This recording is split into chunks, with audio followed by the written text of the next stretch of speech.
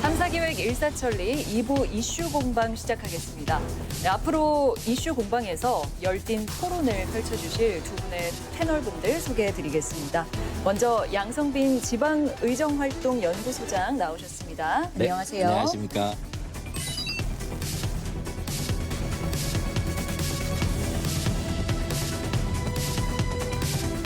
네, 그리고 김용호 변호사님, 안녕하세요. 네, 안녕하십니까.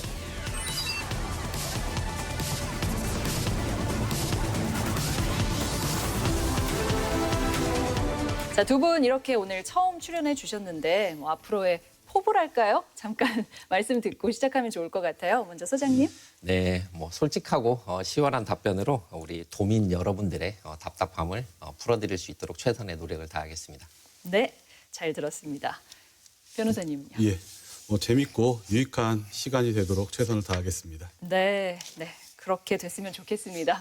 자, 그럼 이슈 공방 본격적으로 시작해 보겠습니다. 먼저 첫 번째 이슈입니다.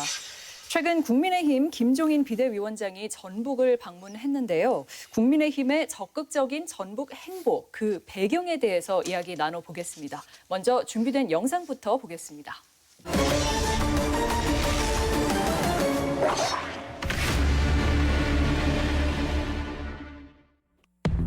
지난 10월 29일 전북을 찾은 김종인 국민의힘 비대위원장.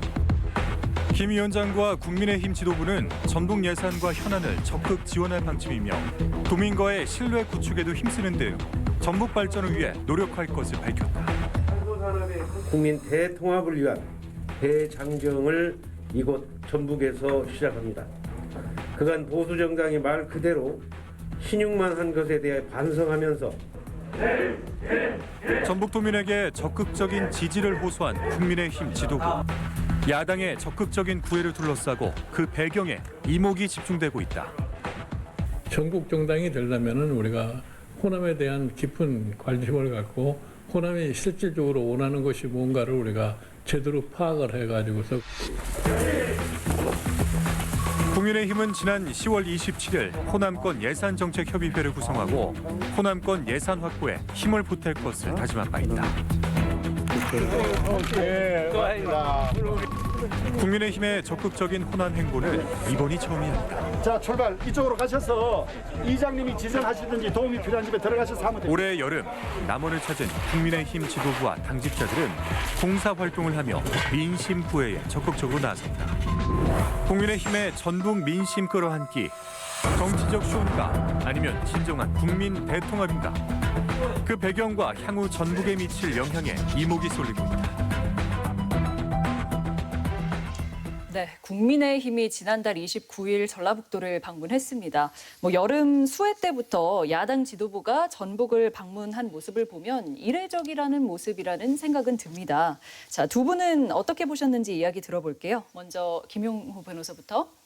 예, 우선 지금 부산시장과 서울시장 보궐선거가 한 5달 정도 남았습니다. 네. 일각에서는 그런 것 때문에 단지 짧게 보면 5개월 후에 있을 보궐선거 때문에 그런 게 아닌가라는 의심을 하기도 합니다. 네. 하지만 지난번에 일단 8월 달에 남원에서 수해가 났을 때 당에서 이렇게 내려왔던 거는 사실 계획돼서 온 게 아니라 즉흥적으로 우리가 나서야 되지 않을까라는 지도부의 결단이 있어서 바로 내려왔던 거고요. 다른 논의를 하기 전에 내려온 것입니다. 그리고 이번에 전북 방문 같은 경우도 장기적으로 봐서 국민의힘이 짧게 근시안적으로 지금 당장 어떠한 위기를 모면하기 위해서 내려온 거는 절대 아닙니다. 장기적으로 봐서 국민 통합과 또 국민의힘이 전국 정당화의 길을 가기 위해서, 그리고 사실은 20대 총선에서는 호남에 2석의 의석을 확보했었습니다마는 네. 이번 21대 총선에서는 한 석도 못 얻었죠. 근데 그런 걸 갖다가 좀 반성하는 차원에서 지금 내려온 거라고 생각합니다. 장기적으로 이 전북 민심을 끌어안기 위한 움직임이었다고 보신 것 같은데요. 네, 그러면 양성빈 소장님은요? 네, 국민의힘 지도부가 지금 올해 수해 현장을 비롯해서 5번 정도 내려온 걸로 알고 있습니다. 그런데 이제 진정성을 사실은 논하기에는 아직 뭐 이번 한 번의 방문을 가지고 이렇게 얘기하기는 쉽지 않지만 예산을 지금 심사하고 있는데 그 예산 심사하는 과정에서 분명히 진정성이 있는지 없는지 확인할 수 있다라고 생각을 합니다. 그래서 조금 더 지난 이후에 또 다시 논의가 될 수도 있겠지만 지금은 좀 지켜봐야 된다라는 저는 그런 좀 신중론이 좀 필요하다고 생각합니다. 네. 정치가 SHOW 뭔지 아시겠어요? 쇼. 정치가 쇼다라는 그런 우스갯소리를 합니다, 사람들이. 하지만 이게 정말 쇼가 아니었나라는 저는 그 생각을 합니다. 아까 제가 계속 예산의 문제를 말씀을 드렸는데 사실은 11월 5일이죠. 최근 얼마 되지 않은 일인데 우리 새만금을 갖다가 10월 29일 날 방문해서 새만금 예산을 갖다가 확실히 챙겨주겠다. 네. 우리 전북에 선물을 주겠다라고 얘기를 했는데 11월 5일 국토위 상임위 심사하기 전에 소위 심사하기 전에 약 1,000억 원에 가까운 예산을 삭감을 한다라고 요구를 했어요. 김은혜 의원님께서.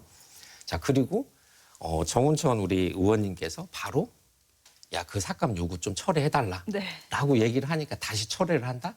제 상식적으로는 그리고 제 경험상으로는 사실은 불가능하다라는 거죠. 이게 쇼가 아니고는 사실은 그럴 수 없다. 저는 그렇게 생각을 하기 때문에 그래서 아까 진정성에 대한 문제를 많이 말씀을 드렸던 겁니다. 그래서 굉장히 안타깝고 좀 그런 부분이 아닌가. 그래서 쇼가 아니기를 좀 바란다. 좀 그렇게 좀 말씀을 드리고 싶습니다. 일단 네. 예결위 원래는 보통 야당이 가져갑니다. 야당 의원이 예결위원장을 갖습니다만은 지금 여당 의원이 예결위원장을 하고 있습니다. 모든 상임위가 다 그렇죠. 지금 이 상황에서 사실은 국민의힘이 할 수 있는 거는 예산을 확보보다는 쓸데없는 발목 잡기 안 하는 건데요. 근데 그거는 이번 회기 때 한번 기대하셔도 좋을 것 같습니다.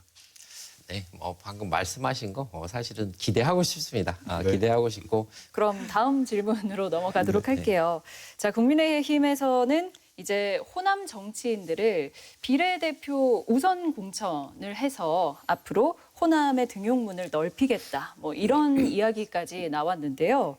호남 출신 의원들을 앞으로 당에 많이 등용하겠다. 이런 입장인데 이것도 지금 단계에서 뭐 실현 가능성이 있는 건지 좀 궁금합니다. 여기에 대한 이야기 나눠볼까요? 네, 소장님 어떻게 생각하시나요?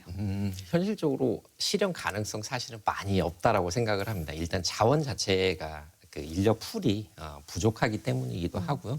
그래서 좀 실현 가능성은 없지만 만약에 그게 현실로 나타난다면 정말 좋을 것 같습니다. 네. 그리고 우리 전라북도가 발전할 수 있는 길일 거라고 생각을 하고요. 네. 제가 질문 하나 드릴까요, 네네. 소장님? 네네. 좋습니다. 국민의힘이죠. 기존에는 미래한국당으로 비례대표 의원이 당선됐는데요. 19명이 당선됐습니다. 그중에 호남 출신이 몇 명인지 아세요? 모르겠습니다. 5명 있습니다. 네. 대표적인 정운천 의원을 포함해서 5명이 있습니다. 그중에 4명이 전라북도 출신이고요. 지금 뭐 호남을 배려하겠다라고 하는 거는 사실 어느 정도는 돼가고 있습니다. 다만 이분들이 얼마나 호남을 위해서 활동을 할지 이게 약간 변수긴 한데요. 호남을 배려하겠다라는 거는 헛말은 분명히 아닙니다. 헛말은 아니고요. 다만 저도 이제 기대하는 것 중에 하나가 이 부분만큼은 이번에는 아마 당원 당규로 그거를 못 박으려고 하는 것 같습니다. 좀 뭐 이번 국회에서도 특히 전북 출신 의원이 4분이 있는데요. 좀 더 나아지지 않을까 이렇게 생각을 합니다. 아까 말씀하신 것 중에 사실 애정에 대한 문제라고 말씀을 하셨는데 애정 있는 우리 김 변호사님 같은 분이 또 비례대표로 가는 것도 좋은 아이고, 생각이 감사합니다. 아닐까. 네네. 아무튼 애정 좀 부탁드리고 네, 감사합니다. 네, 이렇게 훈훈하게 마무리가 되는 건가요? 국민의힘이 모처럼 전북에 관심을 보이고 있는데 아직까지는 도민들이 의심을 할 수도 있는 상황인 것 같거든요. 모쪼록 이게 말뿐인 정치적 행보였는지 아니면 진정성이 있는 행동이었는지는 좀 지켜봐야 할 것 같습니다.